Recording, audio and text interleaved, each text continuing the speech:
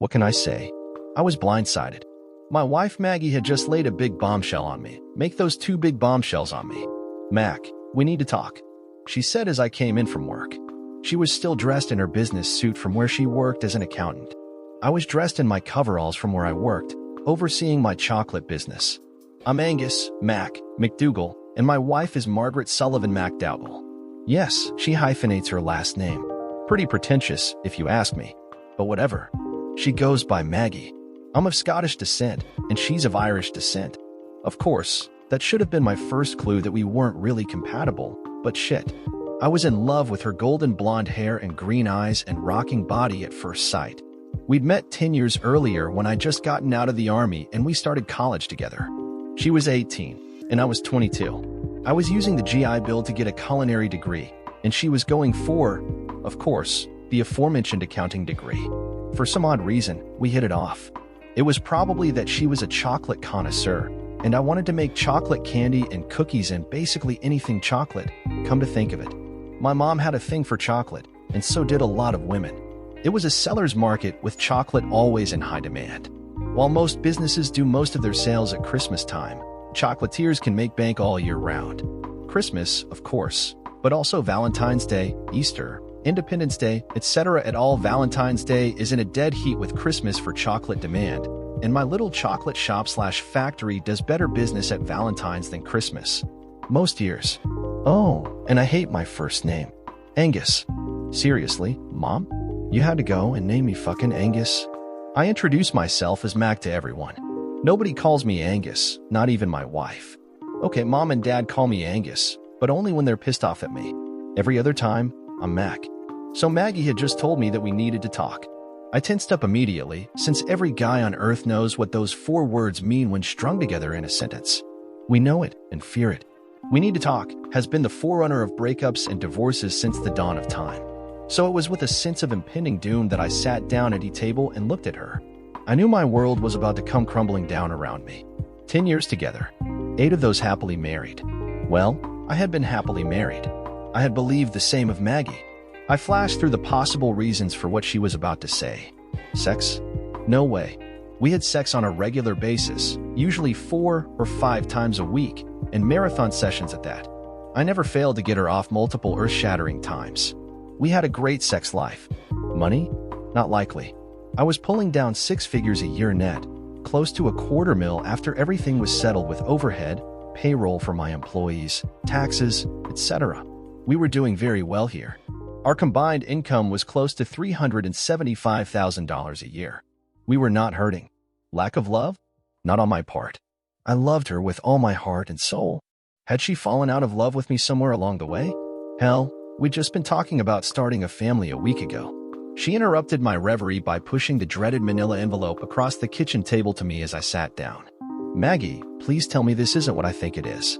I looked at her, and her face was a studied mask that betrayed nothing. I'm sorry, Mac, she said softly. I should have talked to you before, but I want a divorce. Why? I asked with far more calm in my voice than I was feeling at that moment. It's complicated. She hedged, looking away. You met someone else?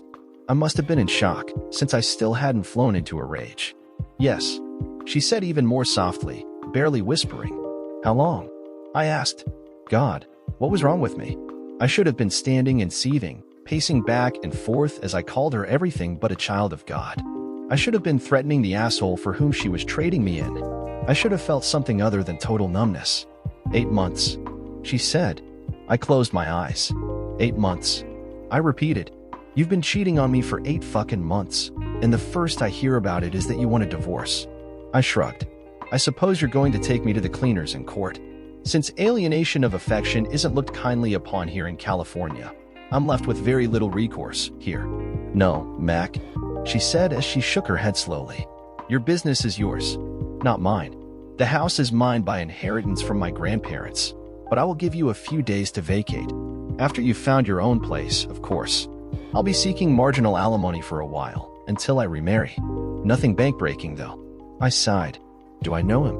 I asked at length. If you harm him in any way, you'll end up in jail, she said unnecessarily. Not that I didn't want to fuck him up, but I didn't want to lose my business, either. I know that. I think I have a right to know who's been horning me for the past 8 months, though. I shrugged. Reginald Pennington, she said, holding her head up straight. Son of a bitch. That, friends, was bombshell number 2. I hated him already, even before this. Okay, now I was fucking angry. I closed my eyes and took deep breaths to calm myself. Reginald fuckhead Pennington. Blonde, blue-eyed, mega rich from old money. Oh, and ultra snobby with a racist, bigoted streak a mile wide, too. I had warned Maggie about him after we had dinner with him to discuss some of the charities we were all involved with at the time. She laughed off my warning and told me he was harmless. Yeah, right? Harmless like a fucking rattlesnake. We'd met him at a charity event in our community, and even then, I didn't like the way he'd been looking at Maggie. He looked at me with disdain and looked at her with pure lust in his eyes. My anger barely under control, I finally managed to look Maggie in the eyes again. Well, I guess there isn't much I can do about it, then. I shrugged as nonchalantly as I could. I wish it hadn't come to this, Mac. She smiled sadly, which I knew was an act. She was just trying to ease my pain. I saw through it for what it really was, though. That's a lie, Max. I said evenly. My brain was now working on a plan. But whatever. I'm not going to contest the divorce as long as it is what you say it is. I'll have my lawyer go over the papers with me before I sign them, you know. She nodded. I wouldn't expect anything less, Mac. Just so you know, it wasn't anything you did or didn't do. Reginald and I just clicked on a soul level. I really do love you, but I'm in love with him. I'm really sorry it has to be this way, Mac. What a load of bullshit. She was in love with his money. His family is worth billions. The night of the charity ball we'd attended, he danced too close to Maggie, and as they separated, I noticed him adjusting himself after she was coming back to our table. I knew for a fact that he didn't have enough to satisfy her in bed. I almost missed the fact that he had a hard-on under his tight slacks until he adjusted it. I had to, as I did then, suppress a laugh at the fact that at least size-wise, Maggie was trading way down from my beast. But since I didn't want to rock the boat quite yet, I just said, I'm sorry too. Well, after that little talk, she handed me the manila envelope. You'll be officially served in the morning, Mac. I'll meet you with my lawyer at Tim's office. This is just a preview of what I want from the settlement. She's referring to Tim Grayson, my best bud since grade school, and my lawyer in all things since I started McDougal's chocolate factory. You know what? Get rid of the alimony, and you have a done deal. Reggie is rich. You don't need my money, do you? I knew it was a long shot, but shit. She owed me that at the very least. She seemed to think about it. Hell, if she went for it, I might not even go through with the plan that had already semi-formed in my head. No, Mac, I need something from all of this. After all, I did waste 10 years of my life with you. Oh hell no. That statement right there, that our entire marriage, indeed our entire time together while dating and being engaged, had just been a waste of her time, galvanized me. I looked at the proposed alimony and raised one eyebrow. She wanted $2,200 a month in alimony for 2 years, or until she remarried, whichever came first. That was about half of what I made per month after overhead and paying my workers. I could live on it, and I had more than enough saved in my personal savings account. I pretended to think about it. Fine. I guess that it will be worth it in the end. I shrugged finally. I'm going to pack now. I'm leaving tonight. And I did. I packed my suitcase and suit bag with my clothes, toiletries, and all that shit. I also packed my extensive music CD collection that included everything from Marty Robbins to Metallica to Mozart. Yeah, it encompassed all those genres. Hell, I even had some Sir Mix-a-Lot in there just for shits and grins. I loaded it all into Bullet, my 1968 Mustang Fastback 390 GT, and left out of there. I was gone in less than an hour, and calling Kat on my cell phone as soon as I was on the road. Hey, Mac. What's up? Kat answered on the second ring. Kat, I just got kicked out and I'm going to be served divorce papers in the morning at Tim's office. Maggie is trading up, at least in her mind. I snorted, the bitterness finally showing through in my voice. Shit. Are you kidding me? She sounded as shocked as I felt. Nope. I'll be staying at the Holiday Inn until I can find a place. I replied. Oh hell no. You get your ass over to my place right now, Mr. Man. She was going ghetto on me, as she puts it. Fine. Yes, ma'am. I chuckled in spite of myself. Good. See you when I see ya. She ended the call, and I couldn't help but smile and shake my head ruefully. Katrina Monroe is my manager at the chocolate factory. She looks quite a bit like Aisha Tyler, only a bit younger. Just as tall, though. 6 feet of Nubian goddess. We all call her Kat, and she doesn't object. Her boyfriend, Darius Jackson, plays guitar for a rock band, which made him cool in my book. He was on a road trip right now and would be back sometime next week. That gave me a few nights at Kat's place in her guest room before he got back. Hell, Darius was cool with me, so I might be able to stay even longer. No, I needed to find my own place. Hell, I could probably buy an affordable house outright with what I had in the bank. But then, the 50-50 split in community property hadn't taken place yet. Fuck. Yeah, I'd have to probably rent an apartment for a while before I could afford my own house again. My thoughts were interrupted as I realized that I was close to Kat's place. Her boyfriend only stayed there sometimes, but he kept after Kat to move in with him down in LA. Kat wouldn't budge yet, though.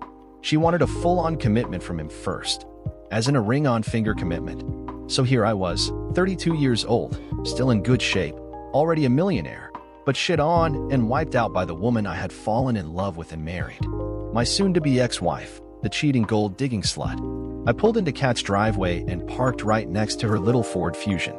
I swear to God, that little car cowered in fear of Bullet. I smirked as I gave Bullet one more gun of the engine before shutting down the big V8. As I opened the trunk and grabbed my suitcase, I saw Kat open the door and walk out in just some Daisy Dukes and tank top. I caught my breath as I took in her full breasts, straining at the tank top, her long silky legs, and her gorgeous round ass. I quickly pushed those thoughts from my head, however. I closed the trunk and walked toward her, and Kat let me in without a word. The look on her face was one of disbelief, warring with several other emotions. I'm pretty sure I was still in shock at this point. Yes, I was in shock. It was how I was still functioning. But no sooner had I gotten inside, but I dropped the suitcase and collapsed to my knees. The depths of what had happened finally sank into my shock-addled brain. I had compartmentalized it as long as I could, but now it all came bursting out of my mental compartment and out of my eyes. Great racking sobs shook my body as the tears flowed freely, and I felt 2 long female arms go around my shoulders as Kat knelt beside me. I clung to her desperately, her presence alone holding me in this world and keeping me from completely withdrawing into myself. "Sure, it's okay now. You're going to be fine, Mac," she soothed. "No, I won't." I shook my head. Yes, I was wallowing in self-pity. I admit that freely. Her response was to pull my head to her ample bosom, and I felt loved at that moment. The love of a very good friend, but at least I felt love from somebody. She drew me to my feet with her, and we walked. Okay, she walked, and I stumbled into the living room and collapsed on her big leather couch. She checked her phone and found a video going viral of Darius kissing a girl. "You have got to be fucking kidding me," she exclaimed loudly, her mouth open in shock as she glared daggers at her phone. I followed her gaze and saw Darius kissing some woman on there. Not just a friendly peck, either. They were engaged in a heated round of tonsil hockey. Is there something in the water? I wondered aloud. It was all I could think of to say as I saw Kat's relationship go down the drain along with my marriage. "Must be a cheatin' drug in the damn water," she snarled. I glanced at her, and the fire in her dark brown eyes made me nervous. "And a white woman? That son of a bitch. He said he doesn't even like white women." I listened to her going off on him for about 20 minutes, then she looked at me and broke down in sobs of her own. I returned her favor from earlier, holding her as she let it all out. When she was all cried out, she looked at me with bloodshot eyes that pretty much mirrored my own. "Look at us, huh? 2 of a fucking kind." She laughed sadly, and I smiled as a few stray tears ran down my face too. Well, at least Maggie did it to me in private. I shrugged. That fucker did it on national television. "I'm so sorry, Kat." "Not your fault, hon." She hugged me tight, then reached for her cell phone. "Excuse me while I call his cheatin' ass and tell him what fucking time it is." "No problem." I nodded as she hit his speed dial button. "Hey, Darius." "Uh-huh. Yep, we saw the video. Matt came over, since his cheatin' bitch wife is divorcing him and kicked him out." "No, he's going to be staying with me for a few days. Just until he can find his own place." "No, and that brings me to why I'm calling you. I saw you playing tonsil tag with that hoe." She stopped and listened for a few seconds, rolling her eyes. She silently placed her finger to her lips and hit speaker so I could listen in. I nodded in understanding. "But baby, I'm just playing. I got needs, you know. She don't mean nothing to me. I just need a little something on the side while I'm on the road. You gotta know that." Asshole was whining and wheedling. Dumb fuck didn't belong on the band now, as far as I was concerned. Well, Darius, we are done now, she said with iron in her voice. I'll have the shit you left here sent back to your place in LA. I don't want to see you, hear from you, or anything. You feel me? But baby. He started, sounding desperate. Nah, you lost the right to call me baby when you sucked face with that hoe on national television. I don't play that shit. We are done. D-O-N-E. Finished. F-I-N-I-S-H-E-D. Get that into your head right now. Goodbye, Darius. I hope the bitch was worth it. Before he could whine anymore, Kit ended the call and blocked his number. She looked at me and gave me a rueful smirk. Well, that's that. Zero tolerance. I nodded. Zero tolerance. I agree, Kat. Cheaters don't deserve second chances. So, what is she doing with the divorce? Don't even tell me she's going to take you to the cleaners. I swear, I'll smack the blonde off her head. Kat always got me going with her euphemisms, and I found myself grinning at that one. Strangely, no. She wants $2,200 a month in alimony, probably, so I won't try to stand in the way of her getting remarried ASAP. But other than that, the settlement she's offering is very fair. I shrugged. I was all cried out and had come into the acceptance phase of divorce grief. Okay, acceptance was way off. I wanted to make them pay, and now that I was thinking clearly, my plan was coming into shape in my head. It would depend on a few things, like who was catering their wedding, but the more I went over it in my head, the better it felt. So she must be serious about the asshole? Did she tell you who it was? Kat asked. Yeah, and you're going to love this. Reginald Pennington IV. I smirked. Kat's eyes went wide. Shit, I never would have taken Maggie for a gold digger. Neither would I, until now. She had everyone fooled, apparently. I shrugged. Her parents never liked me, so I'm pretty sure they pushed her into it, at least a little. I was never good enough for their little darling. Okay, I have to admit that I let my bitterness show through there for a moment. Well, fuck, Kat shrugged. I can see the wheels turning, Mac. What are you planning? Kat could always see when I was thinking really hard. She saw it often enough at work when I'd have to solve some problem in the shop or the factory. Revenge of monumental proportions. I smiled serenely as I told her, just trust me on this. It will make a lasting impression on them for the rest of their lives. Okay, I'm almost afraid to ask. What you got so far? Kat was chuckling now. I laid out my basic plan for her, and she erupted into gut-busting laughter. You are one crazy motherfucker. She squealed as tears of laughter fell down her face. Okay, we need to figure out how to do this shit. So we did. We stayed up, drinking beers and hashing out our plan of action for when the wedding would take place. We figured that in 3 months, since I wasn't going to fight the divorce, that they'd get married 1 to 6 months after that. We'd be ready, and if I could remain cordial with Maggie, and yes, even Reginald, I might be able to get into the wedding without crashing it. By the time I took my suitcase and bag into the guest room, it was well after midnight. I told Kat that I would be late into the shop, since I had to go see Tim to sign the divorce papers in the morning, and she understood. She said she would keep everything going until I got there, or I could take the day off if I wanted. I slept surprisingly well that night. Maybe it was the beer, which we drank in moderation, or maybe it was the twisted and insidious plan I had devised to make Reginald Penistiny and Maggie's wedding a memorable experience for them. Either way, I was happy with what we'd figured out. I was up bright and early with a smile on my face. I heard the sounds of bacon and eggs sizzling on the stove, and the scent woke me up even more.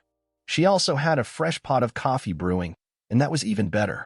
I couldn't remember the last time that Maggie had cooked me breakfast, but damn it, Kat was, and we were just temporary roommates. I showered and dressed in a t-shirt and jeans, since I didn't feel like going into the shop after seeing Tim. I then joined Kat in the kitchen. Good morning, Kat. I smiled as I sat down at the bar stool at her kitchen nook. Good morning, sunshine. She gave me a dazzling smile. You look a lot better this morning than when you got here last night. Thanks to you, and beer. I nodded in appreciation, which got me a musical laugh. I had to laugh too, since Kat's laugh is infectious. Well, here's some eggs and bacon for you, hon. Are you coming into work after you see Tim? She set down the plate and a mug of coffee in front of me. Thanks, Kat. Nah, I think I'm going to take the day off. I don't know how I'm going to react after meeting with Maggie and her lawyer for the signing. I shrugged. Tell you what, though. I'll take you to lunch later and let you know what happened. Kat nodded. You better, Mac. Shit, I'm glad I ain't going with you. If I saw that bitch, I'd probably have to smack the shit out of her. That's one reason I love you, sweetie. I grinned. You're the most loyal person I know. Oh, I love you too, boss. She smiled sweetly as I stood up and gave me a hug. Kat's only 1 inch shorter than I am, so her entire body was pressed to mine as we embraced in a hug of commiseration. Hey, both of our exes were cheating. I'm glad you're coping too, I told her as I squeezed her close, then released her. At least they weren't cheating with each other. Now that would be a cliche. She snorted a laugh, and I had to chuckle at that one. True enough. But for both of us to find out on the same day? Biggest coincidence ever. I gave her my best comic book guy impression. Kat and I both love The Simpsons, so she got it right away and gave me a snickering laugh with a slap on the shoulder. You're right, Mac. Damn big coincidence, which makes that cheatin' drug in the water sound even more plausible. You and your conspiracy theories. I rolled my eyes, giving her a mirthful smile. Hey, the truth is out there. Kat gave me a spooky look. When we'd finished cleaning up and loading her dishwasher, she handed me a key to her place. It was going to go to Darius, but I think you're gonna need it more than he will. She smiled. Thanks, Kat. I smiled, kissing her cheek again and hugging her tight. Don't worry, though.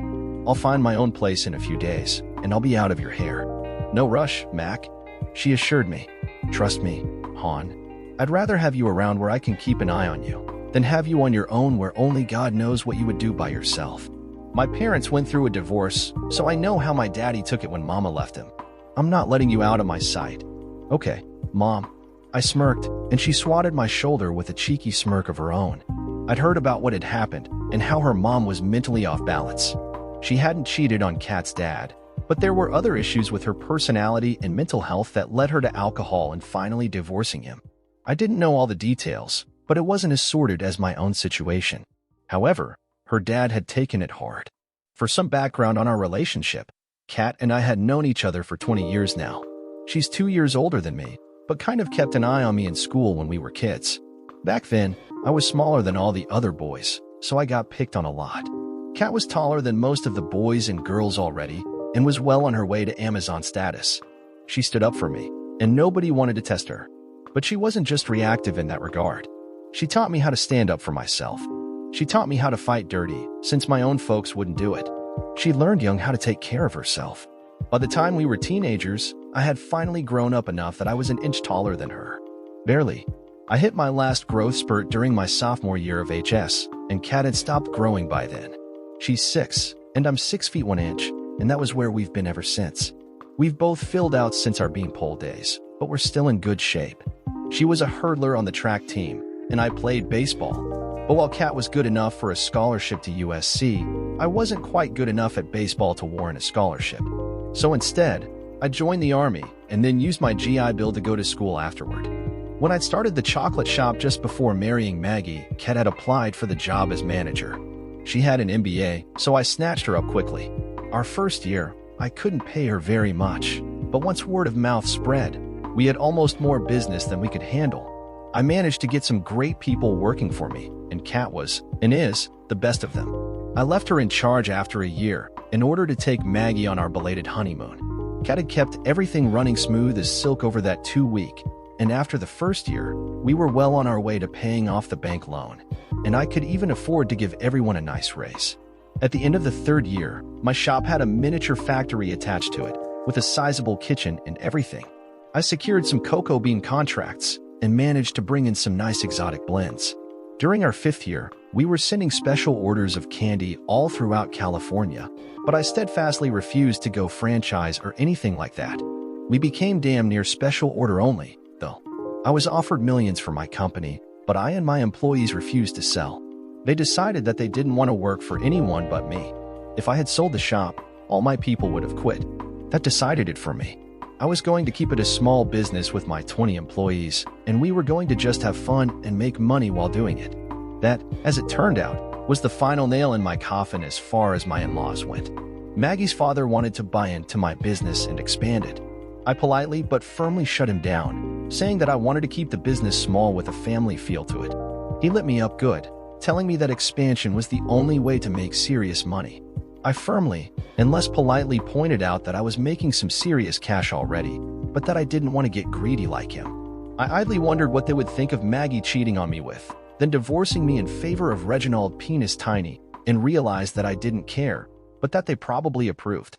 Old money attracts old money, and the Sullivans, while not as affluent as the Penningtons, were still old money. Fuck it. Kat and I left out that morning after breakfast. She went to work while I went to see Tim at his office. When I got there, Maggie hadn't shown up yet, so we shot the shit until she arrived. When she walked in, Tim visibly tensed. I could tell by his body language that Maggie and her lawyer weren't the only ones present. I stood and turned, and sure enough, there was little Dickie Pennington himself. At that moment, I wanted nothing more than to wipe the self-satisfied smirk off his face. Instead, I ignored his offered handshake in favor of looking at Maggie. Well, let's get it over with. I shrugged. Tim went over the proposed split and everything. Since my business wasn't funded by her money or her family's money, and since the house was a gift from her folks since her grandparents died, those were not community property and were ours. My Mustang was mine, of course. I had been restoring it since high school. Tim surprised me. So, you're divorcing my client in order to marry Reginald Pennington for? Is that correct, Mrs. McDougal? The question took her aback. Well, she hedged. A simple yes or no will suffice, please. Tim wasn't letting up on her. Her lawyer, a Gloria Allred wannabe, leaned over and whispered something in Maggie's ear. Yes, she said softly, looking down as if ashamed. Tim never called her Mrs. McDougal. And how soon were you planning on the nuptials? Tim went on. Now it was Maggie, Reggie Boy, and Gloria Jr. in the huddle. They were whispering fiercely back and forth. Tim took that opportunity to lean over and whisper in my ear, alimony. I just nodded back and smiled. He was trying to get me out of paying her a dime. When the three stooges broke their huddle, Maggie looked at Tim again. As soon as possible after the divorce is final. We've already planned most of the wedding itself. Tim nodded. And if these reports are correct. He pulled out a detailed financial report on Reggie Boy. Mr. Pennington here is, on his own and without the multiple homes and cars he owns, solvent for nearly $1 billion. My question, Mrs. McDougal, is why do you want an honest, hard-working man like your husband to pay you a dime in alimony when you can just ask Mr. Pennington here for any money you wish to spend? Maggie once again got drawn into a huddle with Gloria Jr. and El Culo. Tim sent me a lightning-fast grin, and I answered back with a grin of my own while the three amigos debated their next move. When they came out of the huddle, Gloria Jr. spoke up. What would you suggest as adequate compensation then? She asked, her stern look centered on me. Well, she can have all the furniture, not just her half. I don't care about that. I shrugged. Once more into the huddle, dear friends. The whispers were more subdued this time, but finally they broke and looked at Tim. Agreed. The lawyer bitch said. And so it went. I didn't have to pay alimony, but I didn't get any of the furniture either. Gloria Jr. made the necessary changes to the divorce papers we all signed, except for Snake Boy, and the filing took place that very day as soon as the feminazi lawyer bitch left. As I was heading back to my car, Maggie and the little dick came up to me. Angus, old boy, I hope there are no hard feelings. Once again, he actually stuck his hand out for me to shake. That did it. I took his hand and squeezed extremely hard, so that his face contorted in pain. Call me Angus again, Reginald, and I will make your life a living hell. To you, I'm Mr. McDougal. Get it? By the time I was done talking, he was on his knees and the bones in his hand were scraping together. Yes, Mr. Mac. McDougal, let me go, please. His face had real fear on it. I released his hand before gangrene could set in, and he breathed a sigh of relief. That was for calling me Angus. I said evenly. As far as the slut goes, no hard feelings. I smiled, turned, and walked towards my car. I felt good. Now, I somehow got out of paying alimony and was basically free and clear of her as soon as the divorce was final. Oh, that reminded me. I walked back toward them as Maggie was helping a scolio to his feet. Maggie, before I go, I need my grandma's engagement ring back. I held out my hand. Maggie looked at me like I had just fallen off another planet. Then she took it and the wedding ring off and handed them both to me. Thanks. I smiled, nodding to them as I pocketed both rings and walked back to my car. I fired up the powerful V8 and shifted it into gear as I popped the clutch and hit the gas.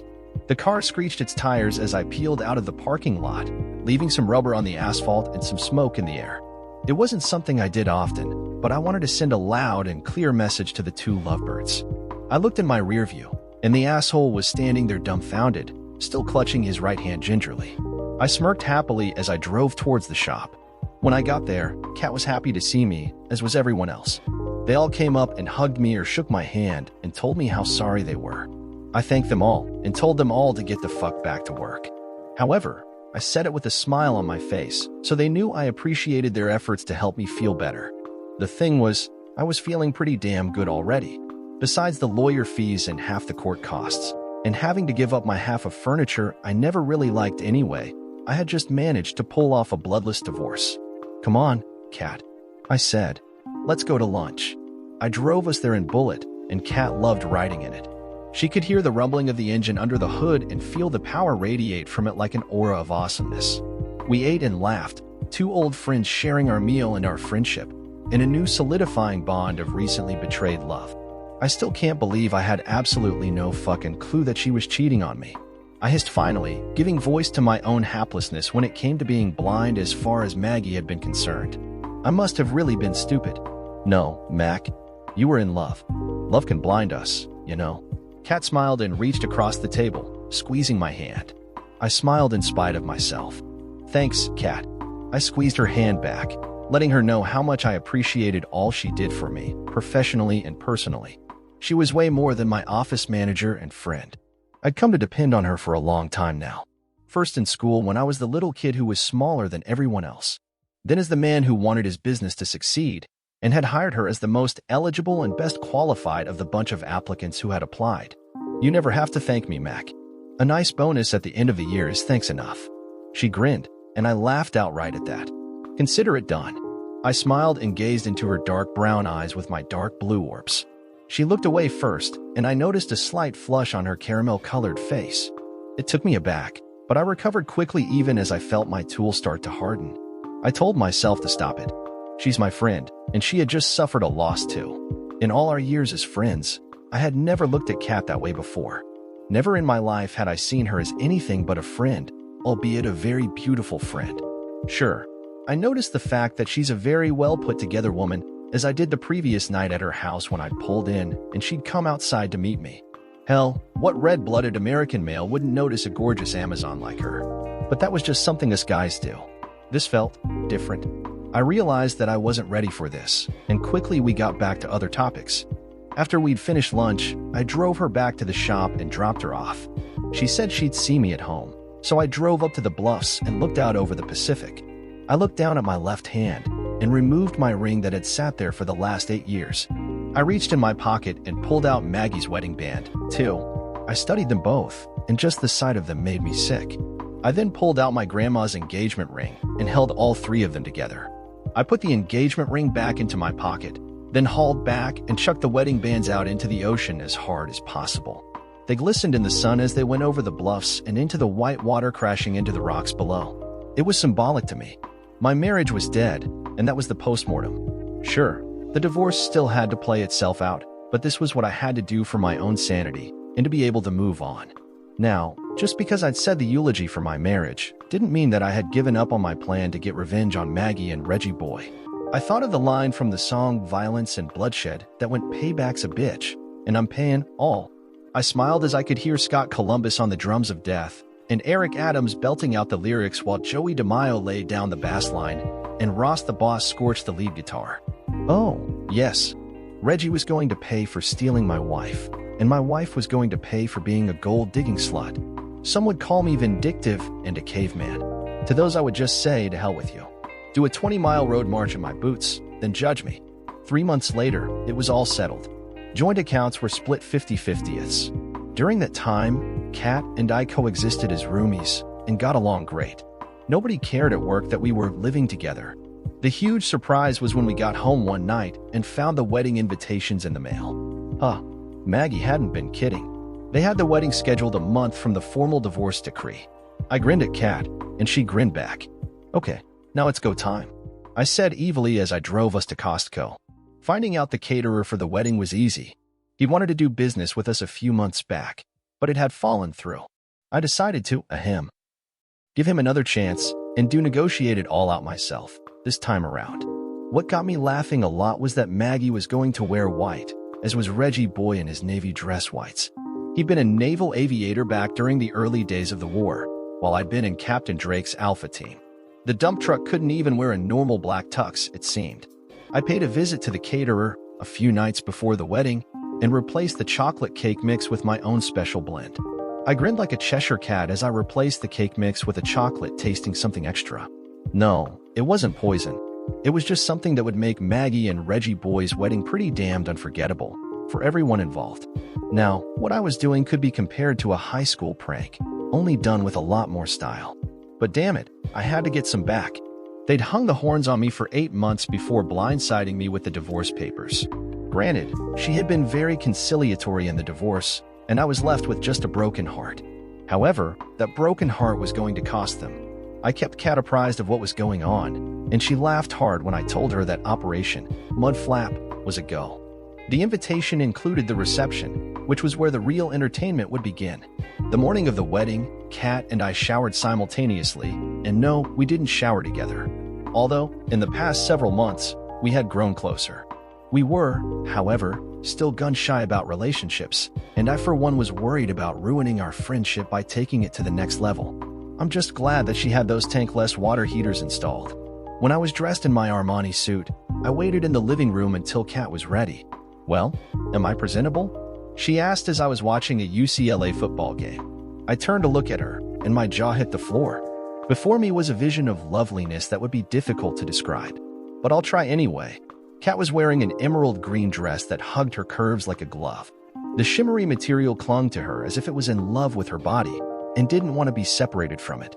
Her hair was done in a shoulder-length style that framed her lovely face perfectly. Her full, luscious lips were painted a sultry red, and her green eyeshadow complemented her dress perfectly. She wore 1-inch pumps, which put her at the exact same height as me. Her toned calves were on display, and the 1-inchers showed them off perfectly. Her generous bust was barely restrained by the top of her dress, and as she twirled around, I was given a glimpse of her caramel-colored back. "Good God, you look amazing," I said when I was finally able to form coherent words.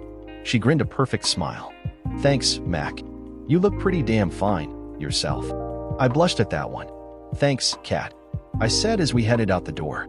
We drove to the church. Ironically enough, Billy Idol's White Wedding was playing on the radio.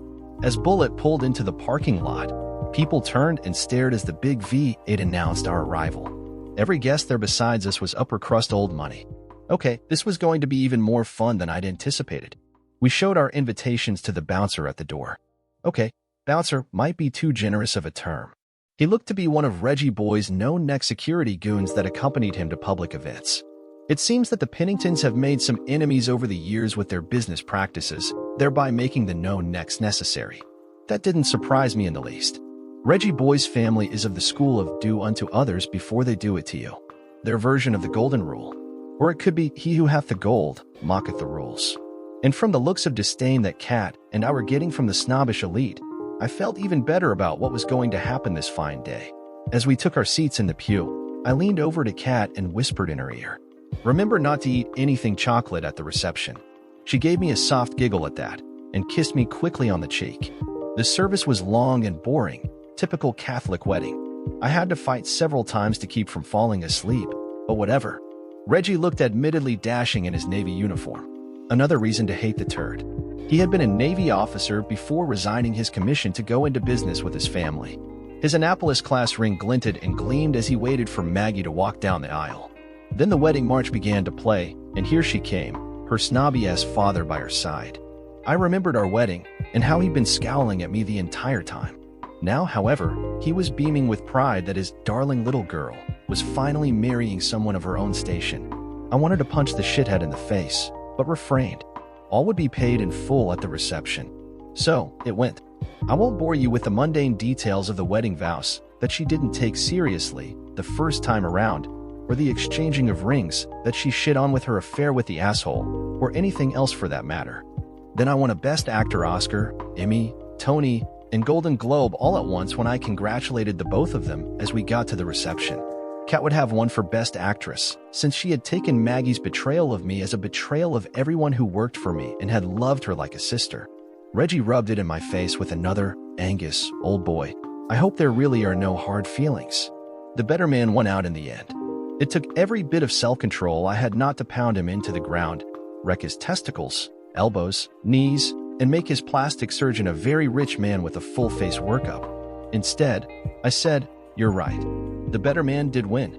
After which I grabbed a mildly surprised Kat and kissed her with everything I had.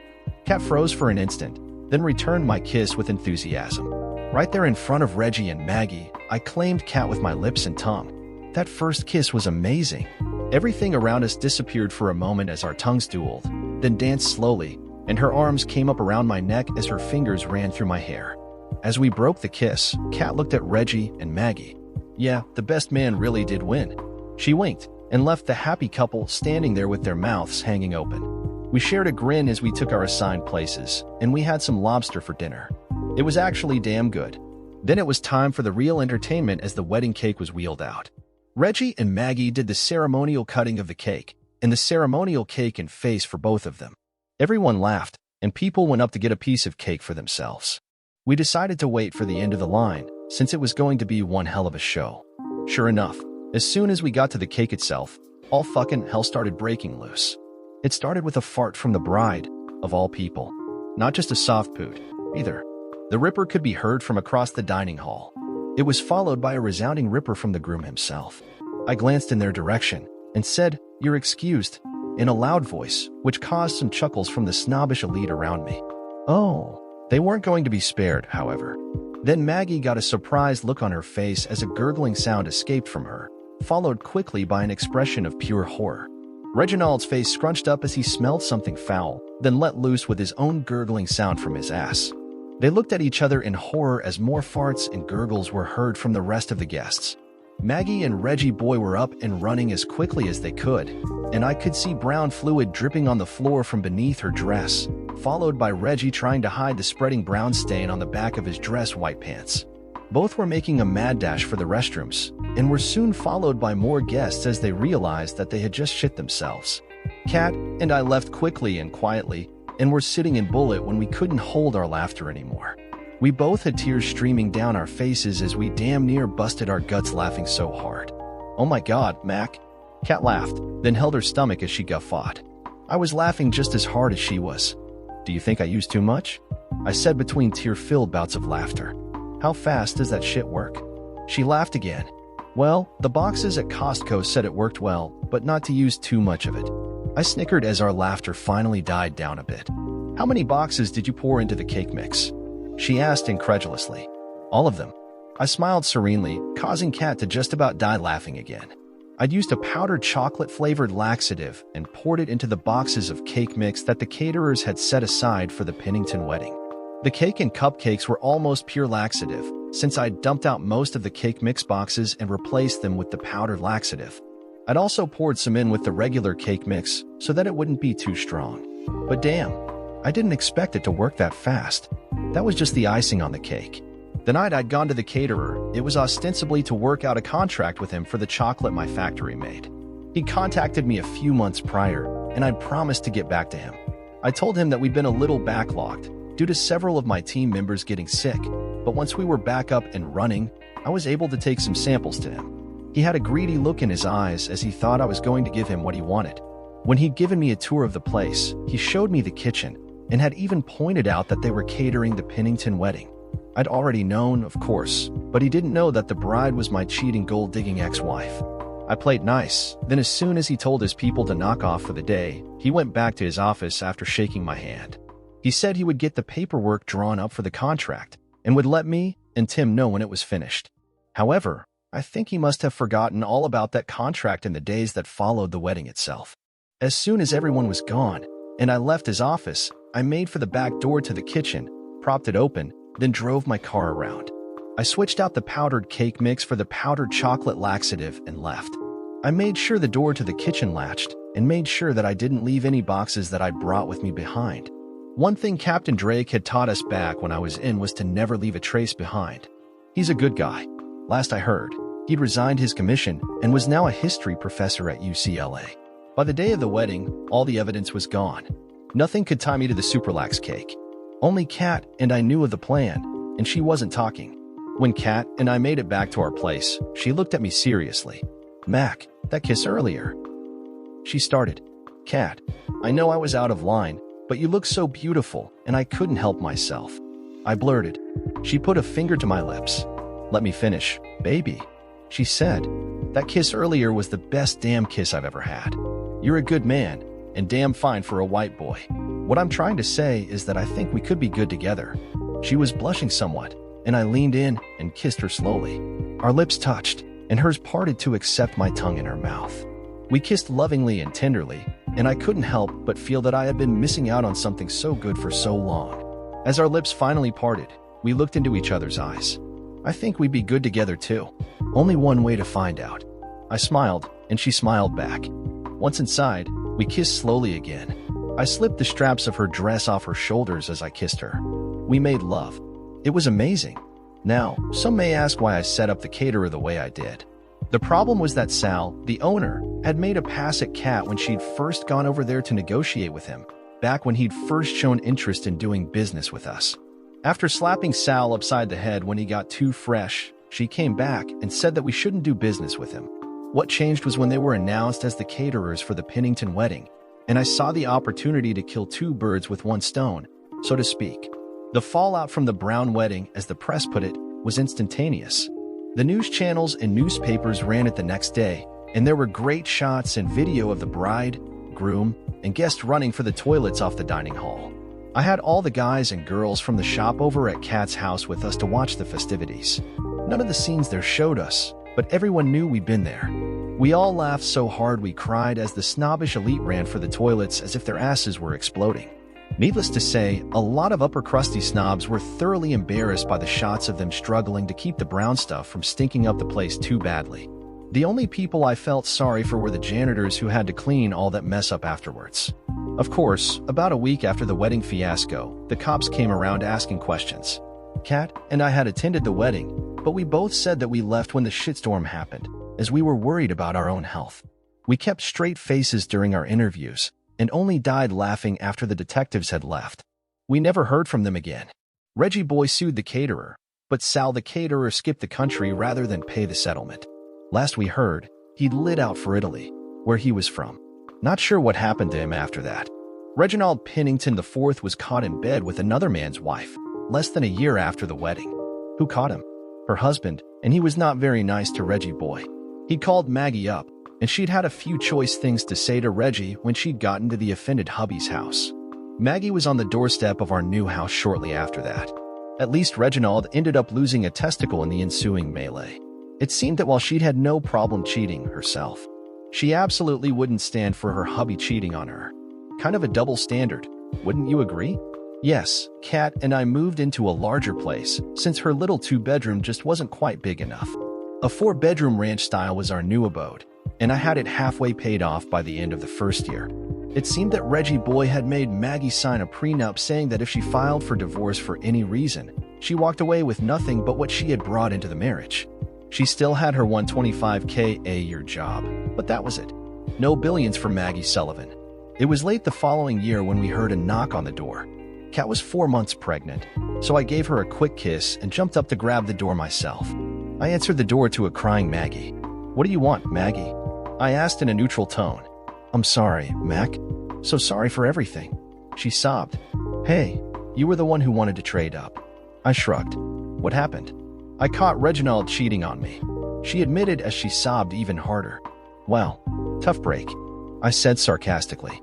"Mac, I'm really sorry. I was wondering if there might be any chance." She cut herself off as she saw a pregnant Kat walk up from behind me. "Baby, who is it?" I heard Kat ask as she came alongside me. She smiled at Maggie. "It's Maggie, and she was just leaving," I said as I slammed the door in my ex's face. I threw the deadbolt and took Kat in my arms. "She's the past. You're my future. I love you, sweetheart." "Aw, I love you too, baby," she said as she kissed me. Kat and I had eloped shortly after we found out she was pregnant. A small civil ceremony, which was her idea, and we were husband and wife. She's still my manager at the shop, and she's still one of my best friends. I love my wife. Dear listeners, please share your thoughts in the comment section below, and don't forget to like, share, and subscribe.